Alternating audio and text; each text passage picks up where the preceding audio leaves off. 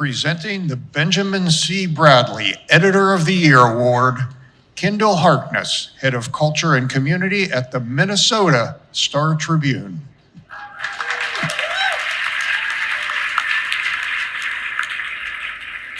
All right.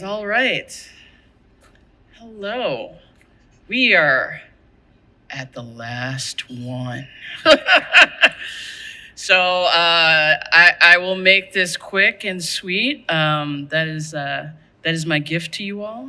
But I have a few things to say about my boss, my friend, Suki Dardarian.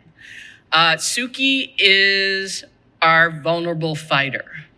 And what I mean by that, vulnerable first, means that she is an empathetic leader. As our managing editor during the Floyd uprising, she came to the Black journalists and asked, what do you guys need? We didn't have to go to her. Her heart told her to come to us. And that meant everything. She is a fighter for truth and justice.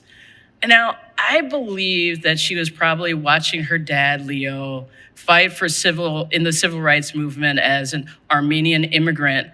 And that must have sparked in her this feeling of we got to do battle with injustice, and moved her through a pretty wonderful career. The other thing I had the pleasure of witnessing during Floyd. I went to see Suki, and it was, of course, during the pandemic, and she's on her balcony, and I was like, hey, Suki, how are you? And she's like, wait a minute. I got a beef with the governor. He's not letting our people do what they need to do. She's like, I'll be right back. So our Governor Tim Walz had several earfuls from Suki about making sure that her people were safe when they were out in the field, and they were able to actually cover their stories in a way that meant that our people got the information that they needed. She also she played a really big role in making sure that we all got to witness the Chauvin trial live and on TV. If you didn't know that, Minnesota doesn't like cameras in the courtroom, like at all.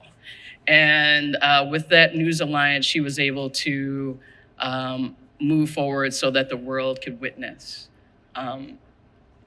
what happened in that courtroom. Now, with Floyd and COVID, I feel like she learned so much. Like, the part of her was revealed. She was definitely a fighter, and definitely vulnerable in a way that allowed her people to trust and move forward. And that was important for this past year. The Minnesota Star Tribune embarked on the largest amount of change in the shortest amount of time that we've ever done in the 157 years we've been in existence. We moved mountains in a way that we've never done. We've put ourselves in places and done things that stretch us beyond what we thought was possible. And so because of our vulnerable fighter, she has left us in a place to actually own our own future. We are set up for success as she walks out the door. So I'm internally grateful. We at the Star Tribune are internally grateful for our fearless leader, Suki Dardarian. Thank you.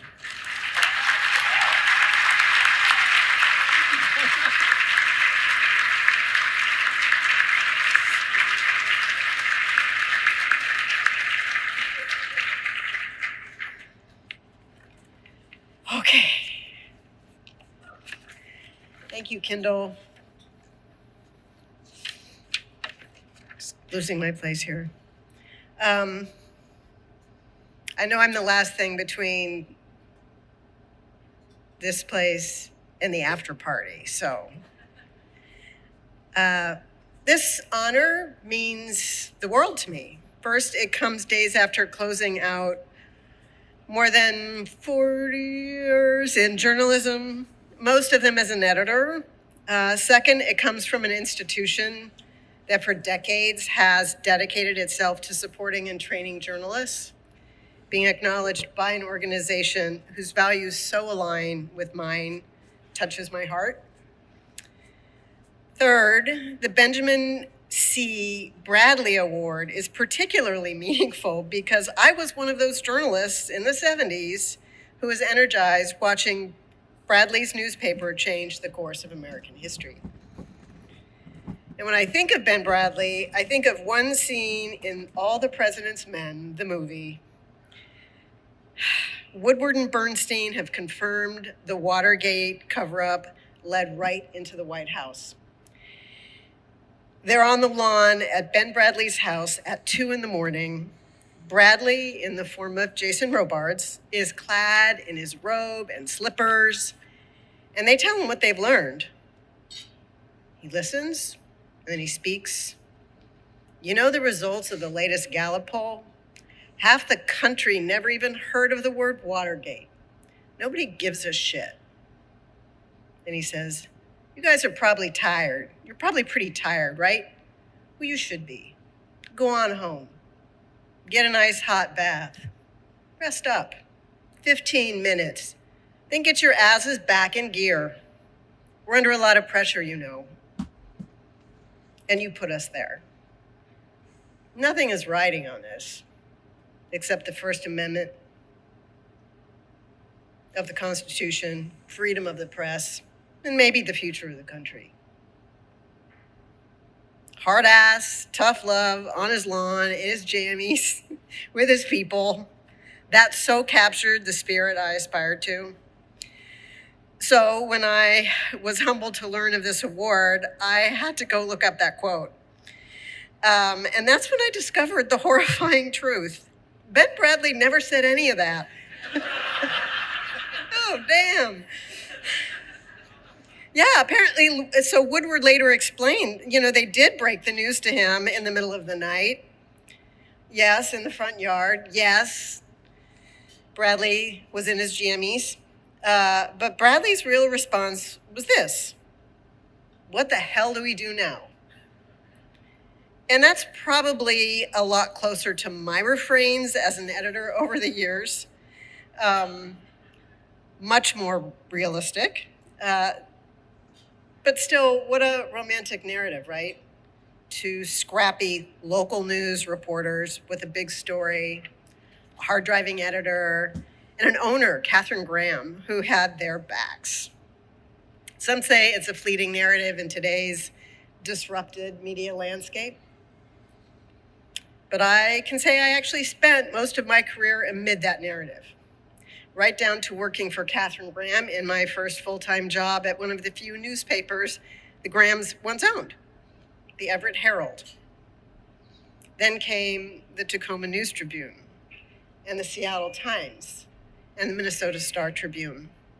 Throughout my career, I had the fortune and the intent to work for independent, family-owned news organizations that were also committed first and foremost to public service journalism.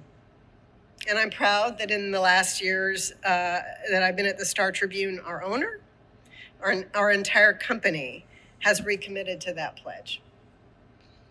I'm no Bradlee. I didn't go to Harvard. I didn't go to war. I've been married only once.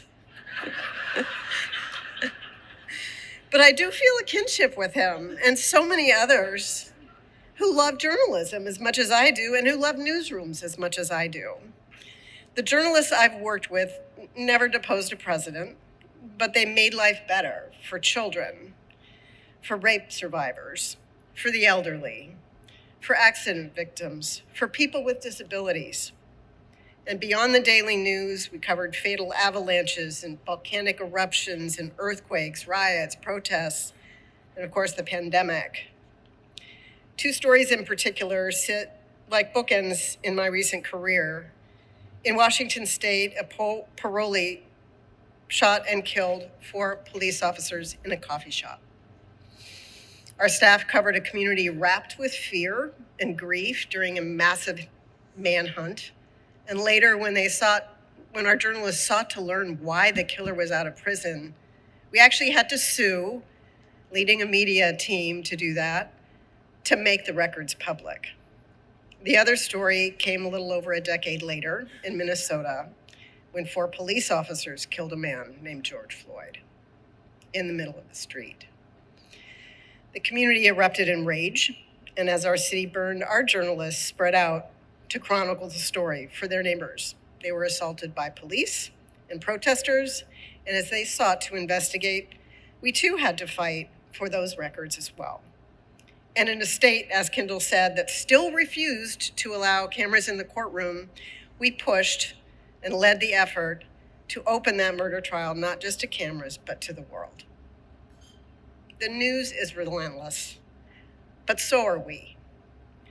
It was that commitment to reporting the truth for our community that held us together as we sought to cover the big stories of the day at all those newspapers and into big stories of the day and into the night, many of us in our jammies, particularly during the pandemic. And somehow along the way, my colleagues also sought to support the business of news, to transform the way we work, the tools they use, to embrace new ways of telling stories and better understanding our readers, doing the hard work of reinvention amid disruption. I'm lucky to have been surrounded by brilliant, creative, passionate people, and some of them are here tonight at table 23. From my days at the Seattle Times, David Boardman, Kathy Best, and Eric Olken. From the Star Tribune, Kyndell Harkness and Eric Wiefering. And our 2 DC reporters, we have 2 DC reporters, local newspaper, Sydney Kashigawa and Chris Vonderchek. And last, yeah. Sydney is an NPF fellow, by the way. And last but not at all least, my husband, Peter Callahan, and our daughters, Anna and Blair Callahan. They have been my toughest editors and my strongest advocates. Thank you.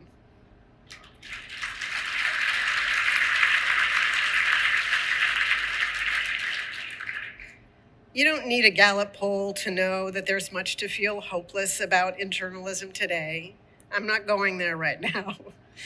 Because after a lifetime in local news, thousands of miles from here, I remain an optimist, inspired by those who continue to fight to save journalism, and I'll mention the fellows that I met today, inspiring, and the journalists who continue to produce the kind of powerful and innovative work we're celebrating here tonight.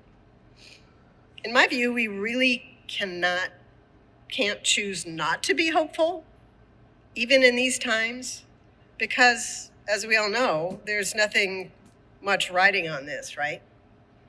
Except for the First Amendment of the Constitution, freedom of the press, and maybe the future of the country.